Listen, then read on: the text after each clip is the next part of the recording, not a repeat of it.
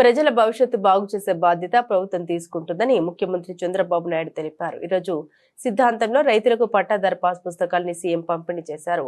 అనంతరం ముఖ్యమంత్రి మాట్లాడారు. భవిష్యత్తులో త్రాగునీరు, సాగునీరుకి ఇబ్బంది లేకుండా చర్యలు తీసుకునే బాధ్యతను మంత్రి రామానాయుడుకి అప్పగించమన్నారు. ఎప్పుడు చూసినా గోదావరి జిల్లా ఆహ్లాదకరంగా ఉంటుందన్నారు. పంటలు పండించడంలో జిల్లాలో రైతులకు మించిన వారు లేరని కొనియాడారు.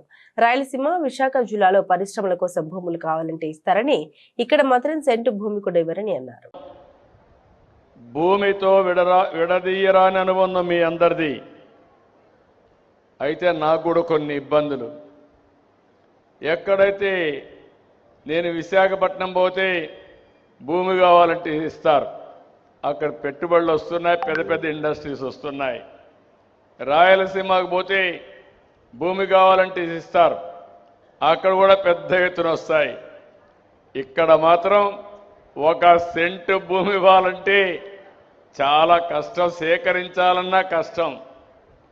ఓసారి నాకు అనిపిస్తుంది, ఈ జిల్లా పైన నాకు ప్రత్యేకమైన అభిమానం ఇప్పుడే కాదు, మొదటి నుంచి కూడా ఈ జిల్లా నన్ను, పార్టీని ఆదరించారు, అభిమానించారు.